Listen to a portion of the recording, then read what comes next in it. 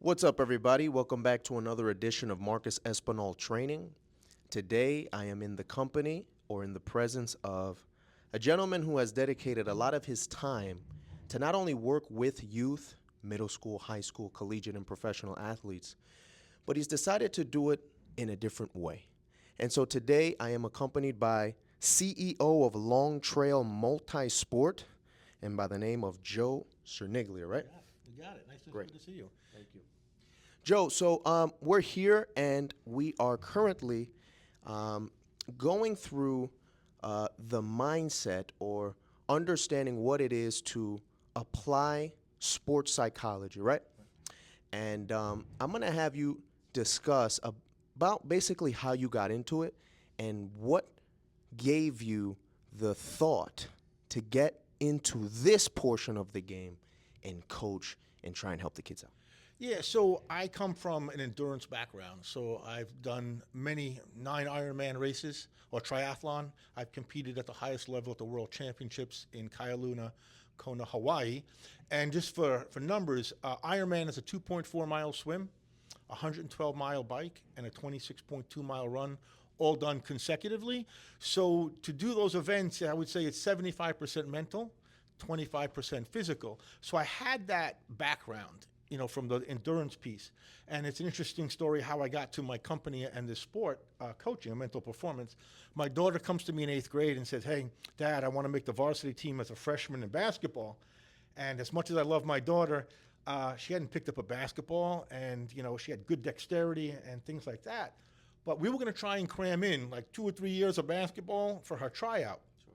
But I knew that she had the physical abilities, but what was going to kind of help her move forward, if she was better in the mental, performance side of things, the social, emotional, and mental skills were going to help her because she was in a plateau. Mm-hmm. She was going to be frustrated, and we worked on those. So, and what year was she in? She was 8th grade, and we were training. So her freshman year was coming up. So the summer before school started her freshman year, I took her and a bunch of her other fellow athletes out for some training. Mm-hmm. And we were doing some training, and they crumbled. Sure. And it wasn't really that what I was giving them was too hard. They just broke down mentally. So I found myself, in that summer training session helping them more mentally. And I actually applied a little yoga and some visualization, and they loved it. So that's where it started. And she did make the team as a freshman, played all 4 years varsity level. She's about 5'4", but she can shoot. Wow. And Joe, you said you guys began this process in the 8th grade, right? Yeah, so my daughter's now 23. So however many years ago, 8th grade, maybe 7, 8 years Sure. ago. And Joe, let me ask you, you had mentioned emotional, mental, and physical training. Right. Yeah, so look, if we can tell somebody what to do, and then when it becomes hard, we don't know what to do. And there's self-talk. I mean, we're having conversations with ourselves every moment, every day, and it's really important, the conversations that we have.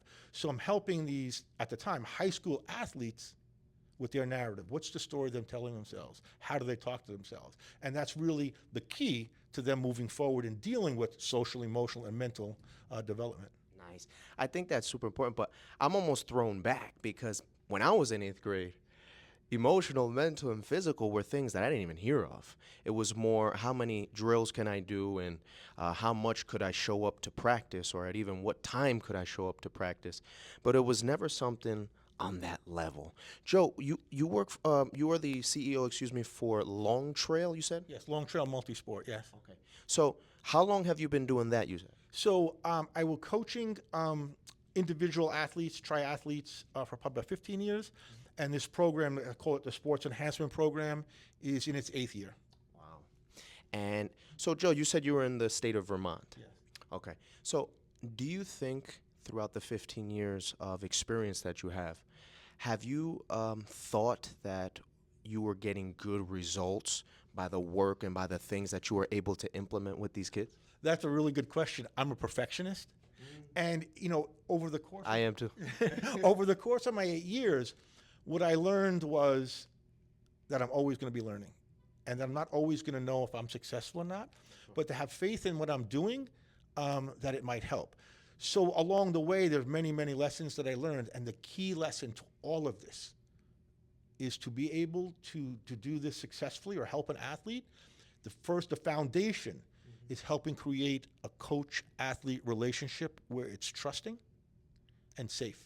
And that's it. So they don't care how much you know, so they know how much you care. Sure. And once you can build that bridge, everything else follows. And they're more receptive to what you have for them, these skills and techniques that they're going to learn. Sure. If you guys have been watching my videos, I just want to throw in a side note here.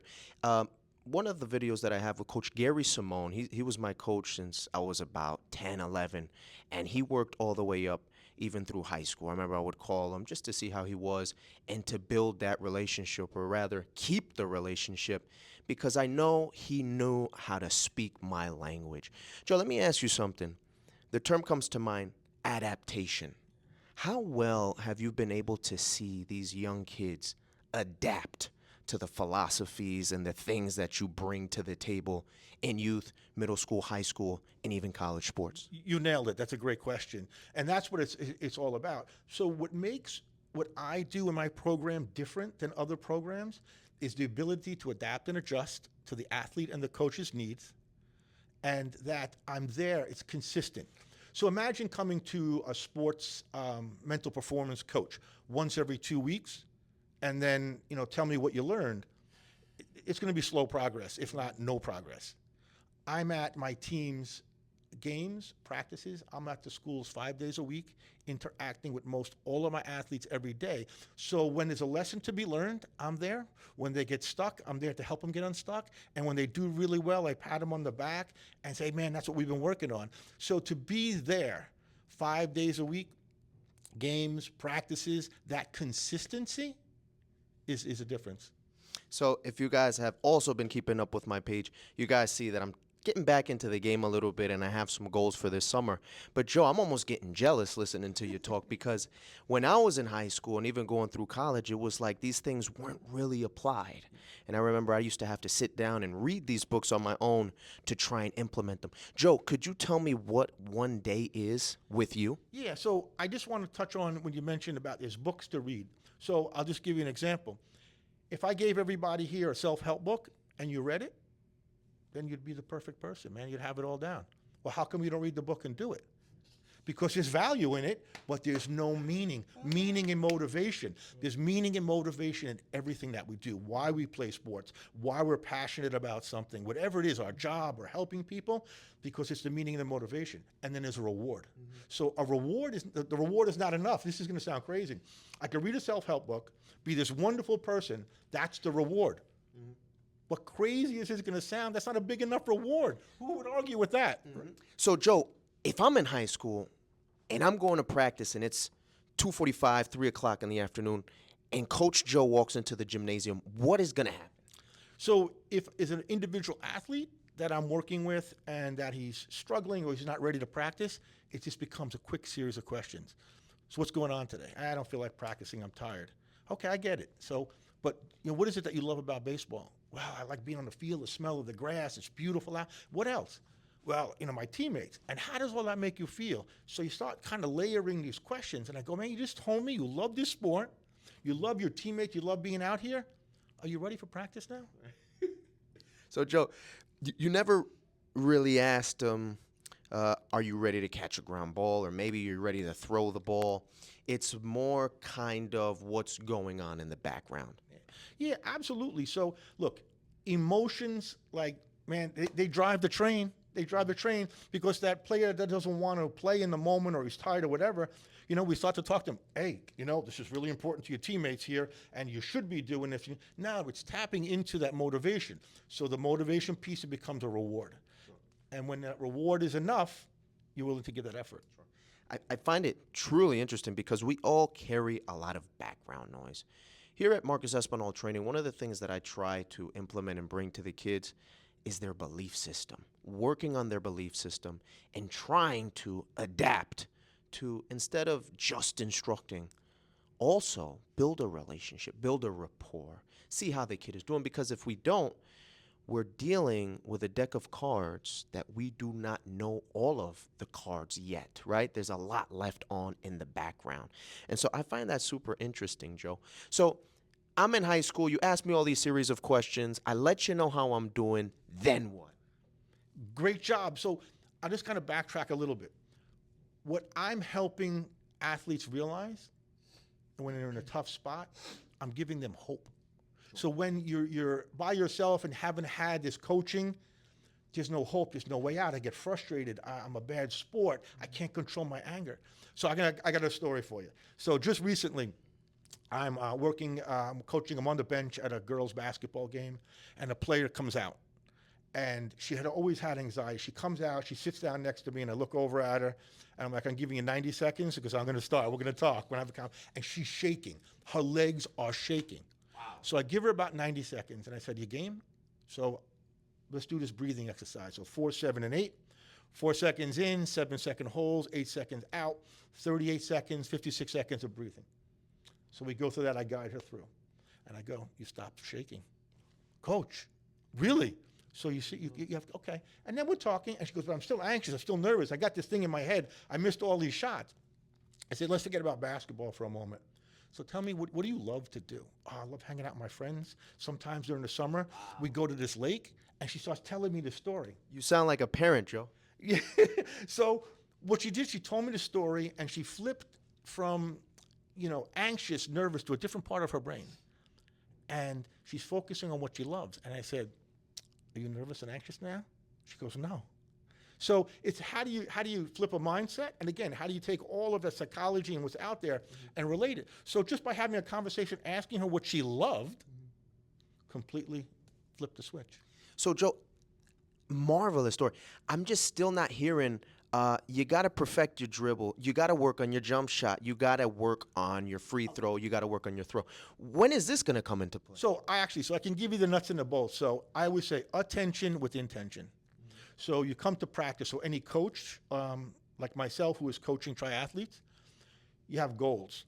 And every practice has objectives that lead yourself to those goals. So if I'm talking to an athlete, what's your goal? What do you want to do? Well, I want to work on my left hand. I want to be, okay, what are you going to do today? You need to know that. No one else needs to know that. So you should walk on the court knowing what those objectives are, because you need to walk off the court going, I hit those objectives. Those were good. I tried, but I wasn't successful. I'll go back at it. You need to know the destination in order to know when you've arrived. Yeah. So how was practice today? I hear this all the time. Good. What did you do? I don't know. Or they work it backwards. And working it backwards is finding something they did well and then saying, that's what I plan to do. And I go, come on, that's not what you want to do today. Yeah. So, understanding what it is. Catch them in their lie. Yeah. When you get on the court, you got to know what you want there. Sure. So, Joe, I love it. Joe, would you be able to whip up for us some info in regards to a ratio of athletes who do apply this mental approach to the game and people who don't and just go out there and just practice? Yeah, so there's some studies. So when my daughters would speak at some of the meetings that I would have, so there were 3 groups, and this has been written about, and it was basketball free throws. They had one group that didn't practice their free throws. They had one group that only visualized their free throws, and they had one group that actually practiced their free throws. The group that visualized showed almost as much improvement as the athletes that actually practiced their free throws. Wow. So, that piece of it is there. So it's odds, and I got another story for you here. So it's odds. So I'm coaching a softball game, and my job, my role, and these skills and these things I talk about is how do I give you the best chance to succeed? I can't guarantee you success, but I can promise you can get to the level that you're at and probably succeed. If you're a 300 hitter, you can get up to the bat as a 300 hitter, not a 100 percent hitter or not a 1,000%. It's not going to happen. So I was working a girls softball game, and tight game, and the second baseman made 2 errors in a row, and she came off the field. She was crying, man. She was a mess. So all right, I'll talk to her. Ironically enough, and this is a true story, so ironically enough, she comes up, she's the next person to bat. Oh. So I said to her, okay, what are the odds right now of you getting a hit? She goes, 0. All right, so let's do this. Let's find your breath. Been there, guys. Marcus Espinal training. So let's find that breath. Let's reset. Calm you down. Now, okay, before you get up to bat, what do you want to do? I want to get a hit. Well, what does getting a hit look like? Well, I got to have my elbow in the right spot. I want to, see what the pitcher's throwing before she throws, on the side there. So she took me through this process. All right? So she's the 8th hitter in the lineup. She came off the field crying. We had this conversation. She rips a triple. Wow. So, the softball gods are smiling. It doesn't always happen this way. She could have had a good at bat, maybe, an infield, put the ball in play. She had a triple. So she's on third base. You know what the paycheck was? She's on third base with a grin from here to here. Wow. So here's this, this player ropes a triple. So the next batter up heard what I was talking to her. She goes, "Coach, tell me something inspirational." all right, I don't know. The second batter also got to hit the ninth hitter. There you go. And so, Joe, one of the things that I know about these these mental approaches, sports psychology, it's infectious. And you get one, you get a bunch, right? And so I love how it's like that. And I love how there's an approach to it that's understandable for the people. Joe, you know what? When I'm listening to you speak, I should call you Coach by now because the things that you've told me, man, are just super impressive. So, Coach, when I hear you speak, I'm thinking to myself, I'm like, wow, Coach Joe plays the role in people's minds that people typically cannot play for themselves. And so usually somebody like myself, I've played, and you guys know this, but after I've made an error, after I boot a ball, there's a cycle that happens within the brain. And there's a cycle of thoughts, there's a cycle of feelings, there's a cycle of emotions that many times, and this has happened to me, I didn't have the tools or the weaponry to counterattack it, to allow myself to now then be successful with the next pitch or with the next play. So, Joe, I think that's super important. And I think that it's important that we just talk to the parents in the audience right now, because many of the times, parents do not know this information as well. If you guys been watching my work, parents, you guys are in the front row of everything that I do. So hang tight because it's about to get interesting. Joe, as a parent who has a child and the child may desire to play professional or college sports, how important is it for a parent who wants to jump on board, understand the pressures that are existing in the game, and to give them a good support system within everything that they have to face? I love that question. So every season I give a talk to the parents, or I'm part of a talk. So whether it fits into what you were asking here, when we do a lot of surveys, pre and postseason surveys with schools, one of the top answers that come back, student athletes do not want to be coached by their parent. So Now, why is that, Joe? because it's their parent, so they see things through a different lens. They do want the best for their sons or daughters, absolutely. I'm borrowing this now, so I'm going to say this. I wrap up my speech to the parents and the players there. After every game, what you should be telling your son or your daughter is, "I love you. I love watching you play, and I'm proud of you," and tell them why. Because words have meaning. Those are words, "I love you, I'm proud of you, and I love watching you play." So there's some meaning there. But then how do you put the meaning on it? "I love watching you play because I see the smile on your face when you play. I love you no matter how what." Because we have some underlying negative self-belief. I can get to that in asking a question, and that's, if I don't play well, my parents won't love me. If I don't play well, they won't come watch me play. That's the furthest thing from the truth. That is the most important thing you can tell your son or your daughter, and you're taking the pressure off. So how do you help, without putting opportunities in front of them? How do you make your son or your daughter better? Taking the pressure off. And there's a saying that perfect love, when somebody's in an atmosphere of love, perfect love casts out all fear. For all my people who are watching, you know where that comes from. I'm a Christian, so I love the Bible. I love the Word. And there's a word that says perfect love casts out all fear. When we're in a situation or an environment of love, how afraid are we? Not too much, right? We have more of an ability to really go out and reach new limits and reach new heights. So I love that. Also, real quick, Joe, when they're in these moments, right, and the parent reciprocates with all this love, don't you see like a little bit of change in their attitude? Absolutely. So this is a win-win for everybody. I can say this. Every word matters. tone absolutely matters. So I'll just give you an example. There's a player, and she didn't smile very much. So before I spoke to her, I could have said, "Don't you ever smile?" Okay, a little bit better. I like it better when you smile, but that still implies two negatives. Mm-hmm. You got a great smile. Yeah. So how we choose our words. And so for parents, it's a conversation. I love you, my son or my daughter, and I'm going to do the best that I can, but we're imperfect people. We're imperfect beings. We're going to learn this together. So it's how you have that conversation is the key. So the conversations I have with athletes and the conversations that parents have with athletes or their sons or their daughters, it's the key. And it is an art and is a learning curve and a process to having good conversations. And I love this because it brings me back to my childhood. And it brings me back to the environment in which I was brought up in. I'm the youngest of four brothers. So we're a total of four. I'm the youngest of them three. So, and we're all boys. So the household was filled with competition. It was filled with basketball, with baseball, and it was filled with who could do it the best, right? And in that environment, one of the things that I learned was that achievement was superior. Achievement was king, right? Who can hit the best this season? Who can make the most points this season? I remember my brother, CJ. I remember he's the one right above me.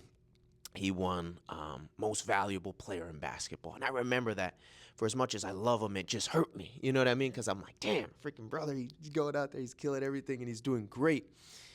And it was almost like whoever did best would get dad's attention the most or would try and get dad's attention the most. And it was hard because sometimes when you are so result driven, it becomes tough.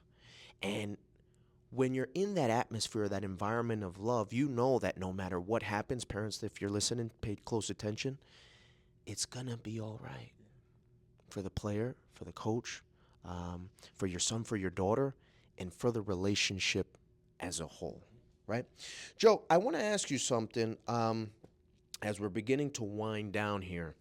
Joe, what is your approach to seeing a player as his authentic self, the way he runs, throws, does everything, versus when he now is introduced to what you do in regards to the mental approach?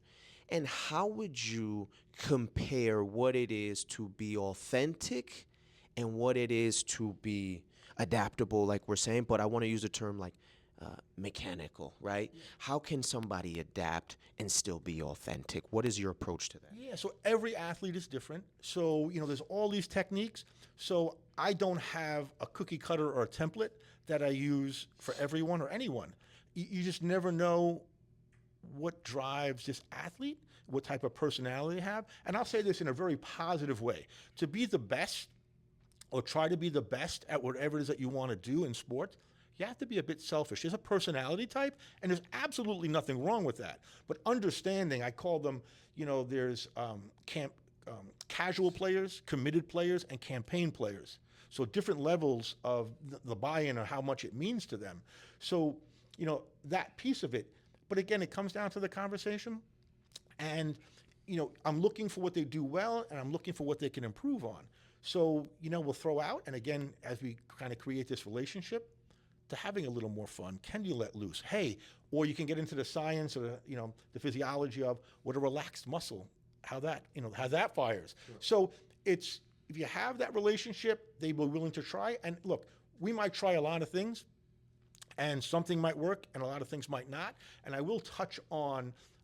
I learned, and as I'm doing this, it wasn't until last year that my daughter's helping with this. Some people weren't buying into the visualization. And, they're keeping their eyes open and they were distracted. And I talked to my daughter, it's like, what's going on here? So I'm one of that 5%. I'm part of that 5%. If you ask me to close my eyes and visualize something very specific, I can't see it. Wow. It's called aphantasia. I don't see it. I got the idea. I can kind of dial in a little bit. I don't see it in my mind's eye. And that's what was happening with some of these athletes. So now I'm understanding whatever technique or skill development we want, it's not the same one for everybody. And Joe, just to wrap up here, and I'm with Long Trail MultiSport Mental Performance, and I'm with the CEO. Joe, what is your mission, especially now that you moved to Putnam Valley, New York? What is your mission here? and for your business? To be somebody who makes a difference. It's that simple. Yeah, I mean, I can elaborate on it, but it's that simple. We're giving athletes more than the tools to enhance their performance, and it's disguised because it's a motivating atmosphere where, yeah, I'm sports, I'm buying into Coach Joe, we become friends, and I'm buying into that. We're making better people, preparing them for life, whether they realize it or not. And even as baseball players, I remember being in high school and college, I would talk to guys, when I was doing internships and people who would offer me internships, they would say, we love baseball players because they're such great people and they know how to adapt in life. Anybody who's in the Carmel, Mahopac, Putnam Valley area, even in Upper Westchester, Connecticut, Danbury, New Milford, Bethel, Brookfield, this is Coach Joe. I would recommend him to you guys. This is Long Trail MultiSport Mental Coaching and Performance. He's here. Take advantage. If you guys need more information, I'm going to leave all his details in the bio, and you guys can do your diligence, and we have to respect when somebody like this comes to our town. Thank you, Joe, and I appreciate you for everything, all right?